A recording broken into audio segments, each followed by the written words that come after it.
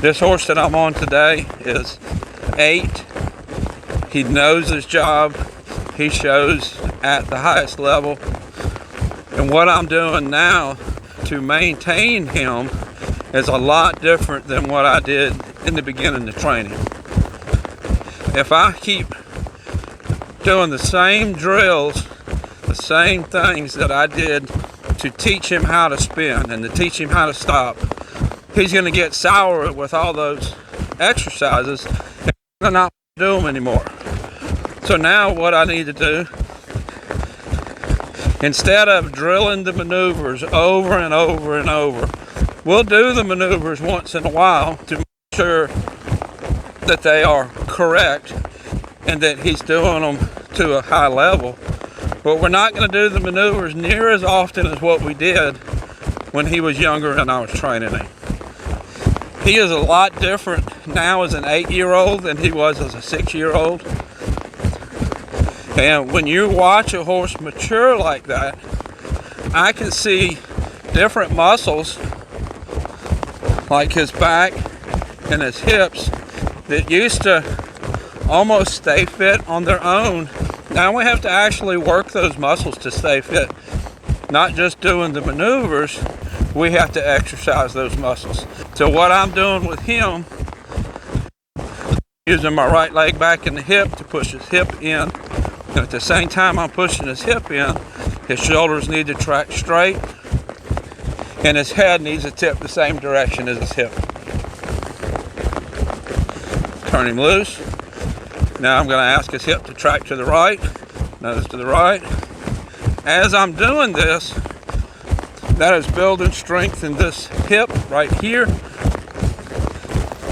That's going to help his back end to stay strong. If you saw the video that I posted where I showed him, we were loping right circles and he fell out of lead. Well, part of falling out of lead is the shoulder kind of falling. And the shoulder fell out of lead. So by flexing, I'm strengthening this right side of his body, getting him to hold himself up better, which is going to fix that penalty that we had when I was showing him. Let's go ahead and ask him to lope off.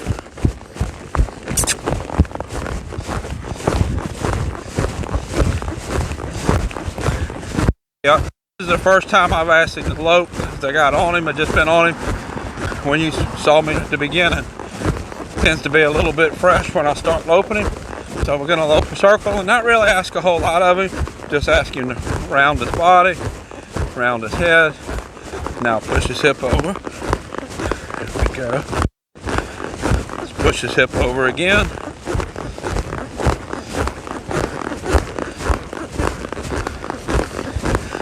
One of the things that I do with him specifically, because he likes to look a lot, which is a pretty typical characteristic of cow horses, they look a lot. Every time he looks to the outside, I push his hip in. Looks at those blue barrels, push his hip in. What that's going to do, that's going to build a cue so that when I'm showing him and he looks at something outside the arena, that's going to give me a way to get his attention back on me in a way that is not going to hurt my score. Because if I let him continue looking to the outside, that's going to eventually hurt my score. Now, I've talked about before, I'll work horses usually one hard day a week, one easy day a week, and a couple medium days. My arena's still a little bit wet for me to work him a hard day, so today is going to be a medium day. Now I've been working this right side. I'm going to come through the middle. I'm going to counter canter, and then we're going to swap leads to go the other way. I'm not going to change in the middle. I want to keep his mind understanding that just because we change directions don't mean we change leads. Now we'll change leads, and then we'll lope this way. Kind of wet and slippery there. We're going to avoid that spot. Now I'm going to do the same thing this way. Push his hip in. Now you notice I'm doing everything one-handed. Even though I show him in cow horse, which is usually with Ramels, I'm riding him in split reins today. I usually do a lot of my schooling in split reins so that I can pick up two-handed if I need to.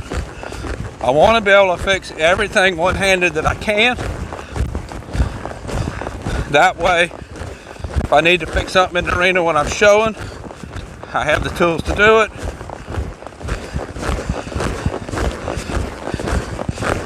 So I typically do most of my schooling with split reins. So my goal today with him is to work on his fitness, just like you've seen me doing, flexing his body, but to work on his mind. I have to have his mind in the right place. It doesn't do me any good to have his body fit, his body ready to go show, if his mind is not ready. So I do things like counter canter. I do things like when he acts like we're going to go one way, I'll go another way.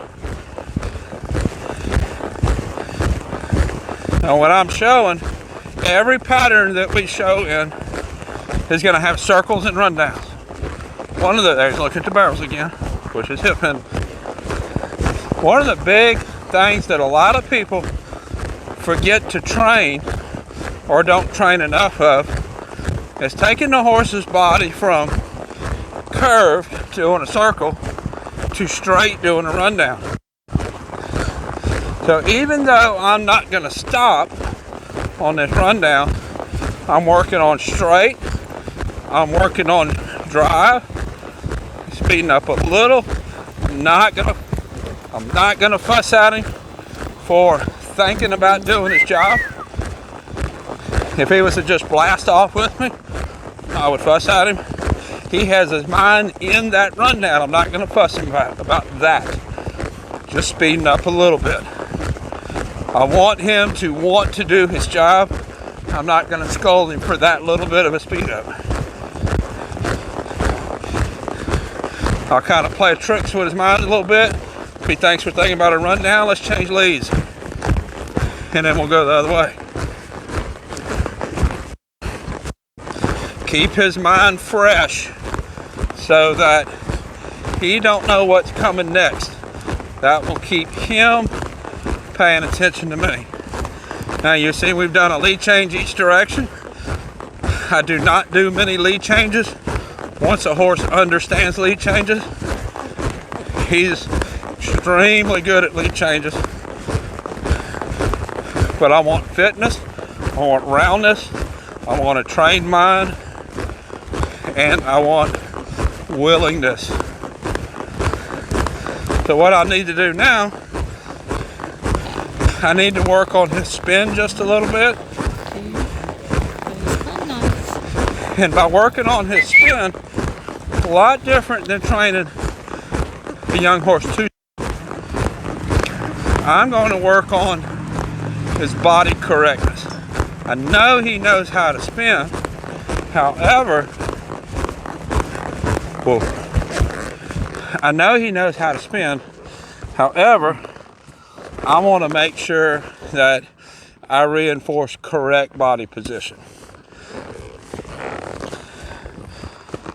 And many of the patterns calls for a stop and face the judge.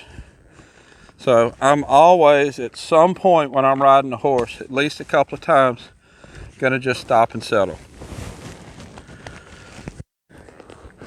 That's every horse, every ride. I want the horse's energy to come up, energy to come down. Now, in many of the patterns, we'll spin right here in the middle. I don't ever practice spinning here in the middle. I'm going to practice spinning over someplace else because this is a safe zone. This is a stop zone. This is a resting area. No work ever happens here unless we're loping through. You notice we didn't change leads. All we did was lope through in our circles and we stopped. That's all that happens in the middle. So let's go over here and we're going to work on our spin. Working on a spin with an older horse is a lot different than working on a spin with a younger horse. I want to start by walking a circle And I want to see if he'll stay in the circle on his own, one-handed. Rein, get soft. Rein, get soft. I want his brain to lock into this circle. I know he knows how to spin. I'm working his brain. If his brain is with me, I know the maneuver is going to come. And that show, when I showed him not long ago, he gave me a little bobble starting one of the spins. That bobble was because his brain was not thinking go around. And you see right here, his brain is not thinking go around. I want to work on his brain. Go around. Walk around. Walk around. Walk around. Even though I'm not spinning here, I'm training the spin. Training his brain to think spin. Now I got his brain locked on that way. Let's step around.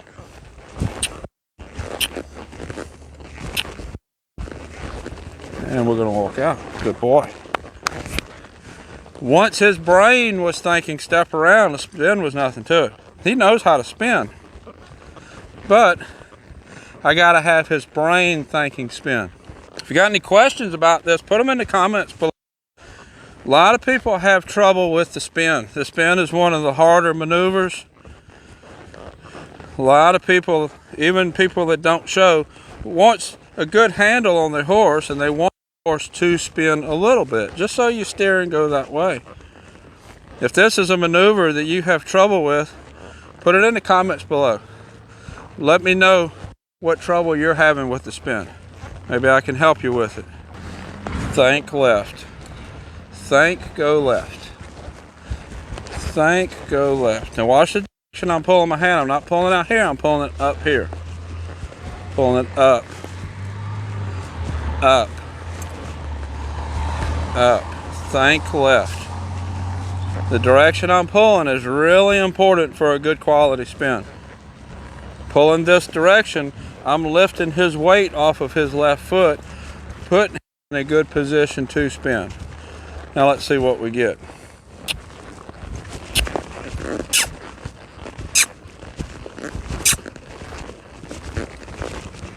And forward. Not concerned about it being any faster. I know he can spin faster. What I am concerned about is his mindset. If his mind is in the right place, the maneuver is going to happen. That's a problem that people get into, not just with horses, but with younger horses too.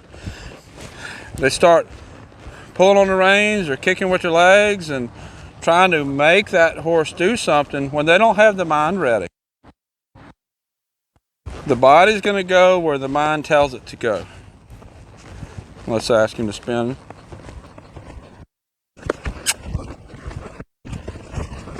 And walk out. Body's going to go where the mind tells it to go. The mind says go this way, the body's going to go this way. Go back two-handed like I did the other side. Tip his nose to the right just a little bit more. This is the direction he kind of gets his nose tipped out a little bit. I'd rather him bring it in. A little more like that. A little more like that. Now I'm going to open my right leg and ride to the right.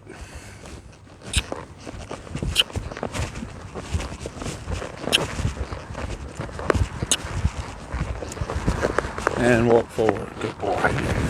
Good boy. I'm not going to drill on that a whole bunch. I'm going to go on else. I'm going to work his back up a little bit.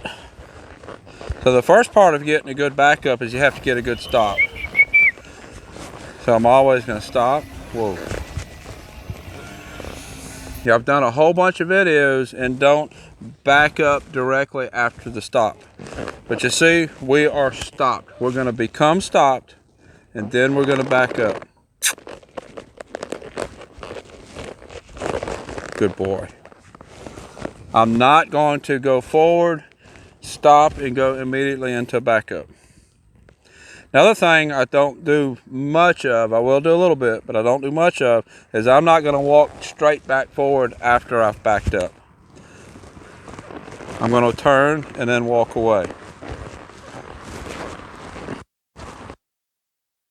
I want his mind thinking that after he backs, just like after he stops, he might go laterally, just after he backs, he might go laterally.